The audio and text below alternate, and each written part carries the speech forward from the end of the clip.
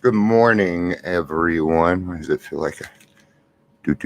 Okay, didn't sound like my, um, this thing microphone. It didn't really seem like it was on. So, all right.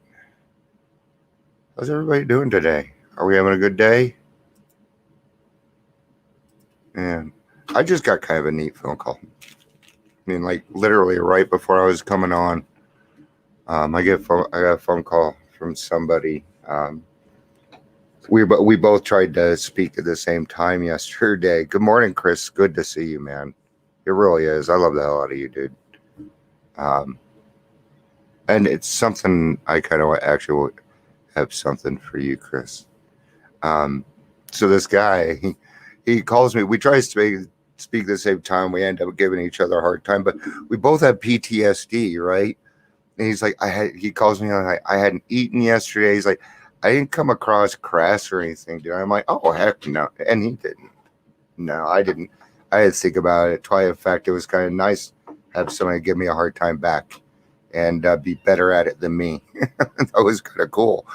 Um, so it's, honesty, man. But you gotta be honest with yourself. He may have felt like he hurt my feelings. But it's okay to double check on yourself. I have to do that. I got to take off this sweater, guys. It's too freaking hot. I'll go over here, though.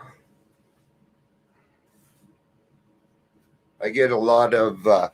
I get a lot. I get a really hard time for taking off my clothes while I'm live and stuff. So I'll go off camera from now on. Nobody wants to see my 50-year-old body. They're too hot, man. You know. And then pretty soon here, my blood thinners are gonna kick in, and then it'll be too cold. So that's what's great.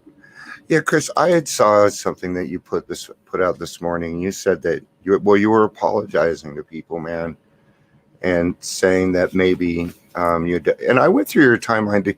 Chris, you're not doing anything wrong, man. You didn't say anything wrong. So I don't know where that was coming from. You guys, I've known Chris since I was 19 years old. He was there when my son was born. Okay, he was there when I got married.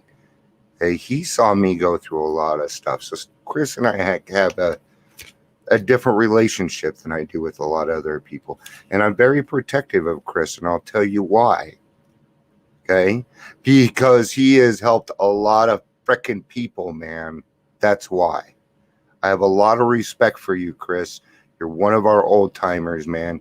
Don't apologize for what you have to say. What you have to say is more important than them other motherfuckers.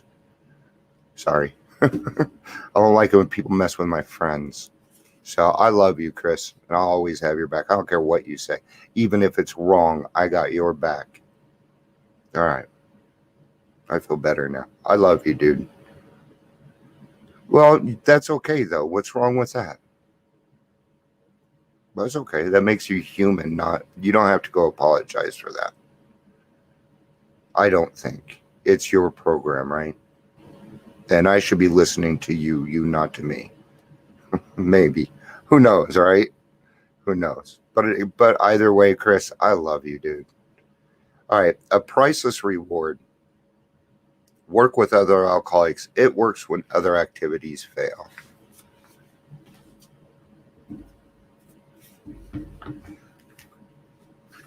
All right. So I'll be reading out of working with others here. So yeah, let's just go ahead and get into it because it's just one of those. Nothing's going to happen until we start.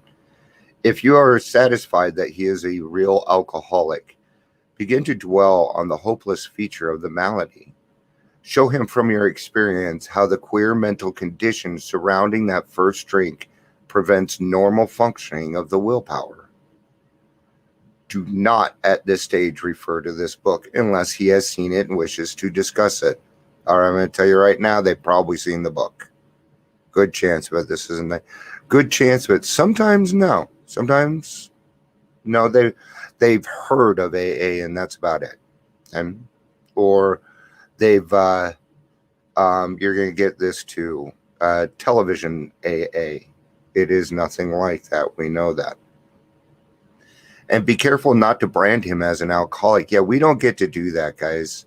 Maybe in our mind or whatever, but we do not brand anybody as an alcoholic. We actually have professionals that do that stuff. We do not do that. The only person that can admit that they're an alcoholic is that person. If he sticks to the idea that he can still control his drinking, tell him that he possibly can. If he is not too alcoholic, yeah, be careful on that one. You better know your stages of alcoholism before you just spout out. I've heard this before. Well, you're not done. Go out there and drink. Fucking better not say that around me. All right? Because you have no right to say that. You can say, you can, but you can say, well, did you try some controlled drinking before? I tried that. I know that I tried it, and and then tell what happened with you. There may be little chance he can recover by himself. Continue to speak of alcoholism and illness, a fatal malady. Talk about the conditions of the body and mind which accompany it. Okay, you're going to have to find what's called a hot spot. We all care about something. We all care about something. Okay, for me, it was my family. The thought of losing my wife and my children was just unacceptable to me. And that was the reason so you're going to find, this is where you're going to find the hot spot. You're going to find that reason why they would want to quit drinking. Then you're going to use it. Okay? It's probably mommy. I'm going to let you know it's probably another person. Well, we have to get sober for ourselves. Fuck you, no we don't. Okay? Because I got sober for my wife and my kids. Okay? Because I didn't love myself enough yet. But I'm going to tell you something. Okay? That was still doing it for myself because I wanted my wife and my kids and my family. So it was still correct. So who are we to determine that? That isn't, because it wasn't like yours doesn't mean it's incorrect. Good morning, Brenda. It's good to see you. I wasn't even close to 10 this morning. So my alarm was still going off at 10. I had some good sleep last night, guys. I needed it. So keep his attention focused mainly on your personal experience. David, if they don't want to talk about their personal experience, don't try and draw that crap out of them. You use yours. Explain that they are doomed. Explain that many are doomed who never realize their predicament. Doctors are rightly loath to tell alcoholic patients the whole story unless it will serve some good purpose. But you may talk to him about about the hopelessness of alcoholism because you offer a solution. Right? Oh, well, okay. Well, are you must be in Cali or something, Brenda. I thought you were in Colorado. So. You will soon have your friend admitting he has many, if not all of the traits of the alcoholic. If his own doctor is willing to tell him he is an alcoholic, so much the better, even though your protege may not entirely admit his condition. He doesn't need to. This is the step before the steps. Tired of being, aren't you? I love you, and you to use this line. Are you tired of being sick and tired? Oh, yeah. Love that. Oh, you don't even know. Oh, you're right, I don't. Why don't you tell me? Why don't you go ahead and tell me? He has become very curious to know how you got well. Let him ask you that question, if he will. Tell him exactly what happened to you. Stress the spiritual feature freely.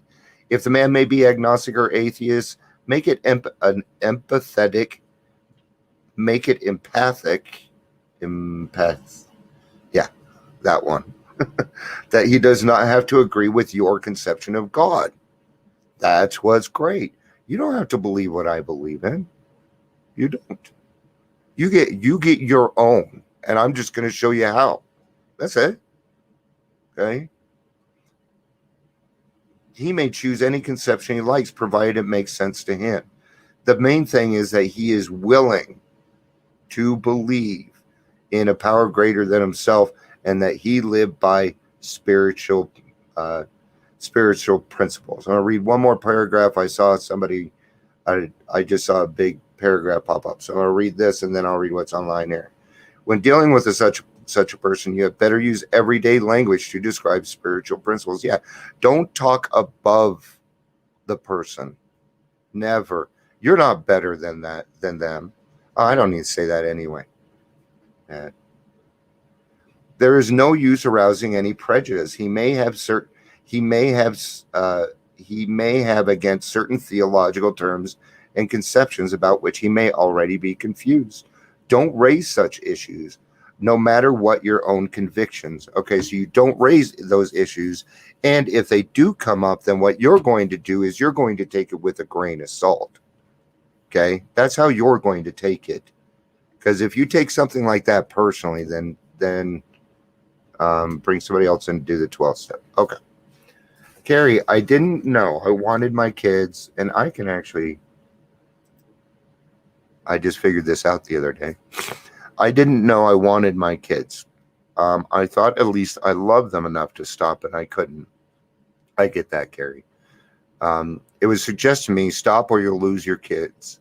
It wasn't that I didn't love them, because I did. I felt like the most disgusting human on the face of the earth. That 3 lives I brought into this world I couldn't stop for. But you did. And now you have relationships with all of them. So, it really depends on who you are. What's that thing that's going to make somebody make that turnaround? And Carrie, I'm sorry that you felt that way. And I certainly apologize if I triggered something there, honey. I apologize. But let me tell you something. I know you, Carrie. I know you. And you're a great fucking mother. You're a great friend, and you're a great person. All right? I know you are, because I watched you do it. All right? So you got them back, man. We need God. Yes, we do. Here, let's do some more of these. See? It's 10:30 out on. Oh, somebody moved. Quit writing. I'm trying to do stuff. Okay. All right. Yeah, guys. I'm going to start doing that. God is love. Look at Chris. Look at Chris there. Strapping young man. Having fun today, man. Probably too much fun. All right. Life will take on new meaning, as the book says on page 89. It's one of the promises. The promises help me to avoid self-seeking and self-pity, to watch others grow in this wonderful program. To see them improve their quality of lives is the priceless reward for my effort to help others. Self-examination is yet another reward for ongoing recovery. I kind of covered that here in the beginning when my friend had called me, right? So he did some self-examination, and when he brought that up, the first thing that went through my mind was, did I react a certain way to make him think that? Now what we have is 2 codas trying to make each other feel better, when really nothing just happened, right? We didn't get to that point, guys. I'm kidding, right? But that's what went through my mind. Why? Because I care about this guy. Actually, I care about everybody. Probably too much. Oh, not too much, but sometimes too much. Self-examination is yet another reward for ongoing recovery, as our serenity, peace, and contentment. The energy derived from seeing others on a successful path of sharing with them the joys of the journey gives to my life a new meaning. As it should give your life new meaning. Right? Yes, God is the one that fills up that big old hole in our heart, but he does it with people. He gives us a fellowship. He gives us meaning in life, And every day we all get to get up and do, instead of running around causing chaos Now we get to cause more harmony. We get to do good things. We get to go to bed at night and go to sleep with a good conscience because we're good people. Uh, you do need to get to the point where you are convinced that you're a good person. And that takes time. Okay? It's hard to do. I'm not saying I've mastered it because I have not. I still call myself names. So avoid calling yourself names, right? All right, guys. Thanks for being here. Tomorrow's Saturday, so I will be back tomorrow for daily reflection. Hopefully on time for Brenda Trimble. It's been a fun little group. Thank you, guys. I needed some interaction today. That was fun. Thank you, God. That's really all I can say. I love you guys. Peace out and have a day.